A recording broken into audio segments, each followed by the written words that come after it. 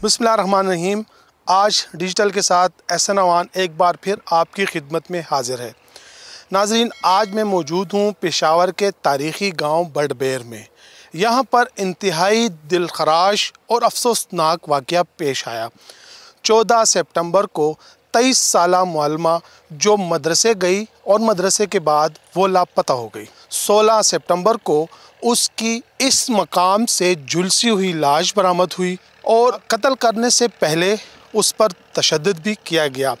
ये वाक़या कैसे पेश आया, हम आपको वर्षा से भी मिलवाएंगे और पुलिस ऑफिशियल से भी बात करेंगे। इससे पहले मैं आपको एक और वाक़या भी बताता चलूँ। 2021 में इसी इलाके में एक 8 साला मासूम बच्ची को अगवा किया गया और उसके साथ ज़्यादती के बाद उसको बेदर्दी से कत्ल भी किया गया था। उसका मुलज़िम तो गिरफ़्तार हो गया, लेकिन मुअल्लिमा का कातिल ताहाल रुपोश है। अब देखना ये है कि ये कातिल कब पकड़ा जाएगा।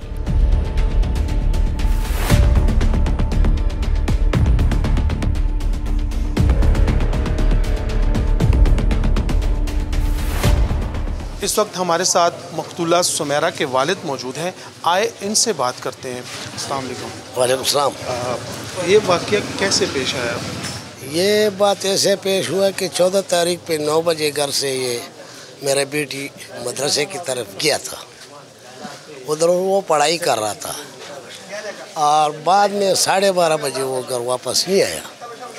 लेकिन मामूल 12:30 बजे रूटीन उसका था। बाद में हमने तलाश किया रिश्तेदार वगैरह वगैरह, लेकिन कोई इत्तला नहीं मिला। फिर बाद में 4-5 बजे पुलिस को ज़िमनी रिपोर्ट करवाई।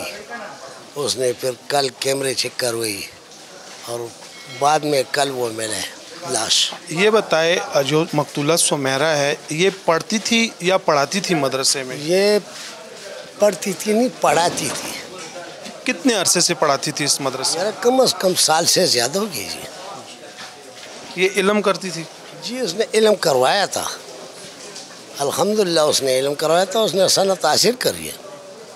उसका इफ़ा तालीम भी था, PTC भी किया उसने। अल्हम्दुलिल्लाह वो बहुत काबिल था।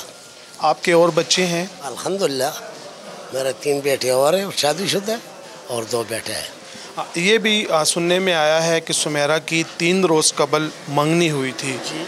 तो इस बात में कितनी हकीकत है? इस बात में तकरीबन 100% बल्कि 110% ये हकीकत था कि इसका मंगनी हुई थी। इससे आगे पीछे कोई हमारा नहीं था। जिससे मंगनी हुई थी आया इसको कोई किसी और को ये पसंद थी या कुछ ऐसा कोई घरेलू तनाज़ा तो नहीं? ऐसा कोई ऐसा मसला नहीं है। अल्हम्दुलिल्लाह उसका दामन बिल्कुल साफ़ था। अल्हम्दुलिल्लाह। आपको कैसे पता चला कि इसकी लाश जो है तो वो खड़ में पड़ी हुई है कब्रिस्तान में? यार लाश तो खैर मैं तो उसी रात पे अस्पताल गया था, क्योंकि मेरे पर बहुत ज़्यादा टेंशन था और मैं बीमार था। फिर बाद में लोगों ने बोले कि लाश मिले। ये मुझे पता अंदाज़ा नहीं लगा कि किसने बोले। फिर मैं ताड़ी गया, मैं लाश चेक करवाया बस। लाश को कत्ल किया गया था या फायर करके कत्ल किया गया, फांसी देकर कत्ल किया गया? वो तो उधर रिपोर्ट से पता लग जाता है जिस वक्त मेडिकल होते हैं। हमें तो ये पता नहीं है। सिर्फ ने देखा है कि उसका चेहरा जानने का काबिल नहीं था। आपने कैसे शनाख्त की उसकी? जनाब उसके यार बेटा किस तरह शनाख्त नहीं होता है? उससे इंसान को अपना खुशबू आता है, क्योंकि उसका अपना खून होता है, पे शनाख्त नहीं होता।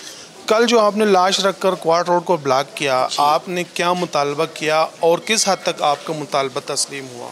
हमारे साथ तो इंशाअल्लाह हुकूमत ने भी रब्ता ताउन किया और गांव के लोगों ने भी अच्छे तरीके से ताउन किए। ये मदरसे अकेली जाती थी खुद ही? अल्हम्दुलिल्लाह अकेली जाती थी। ये तो मेन रोड है, मेन रोड का तो वाक़या नहीं है। ये भी सुनने में आया है कि 3 रोज़ कबल वाक़े से इसकी मंगनी हुई थी और एक तकरीब भी मुनक्किद होना थी। तकरीबन जी बिल्कुल, बस तकरीब तो रहेगी। आपका किसी पे शक है? अल्हम्दुलिल्लाह किसी पे शक नहीं है।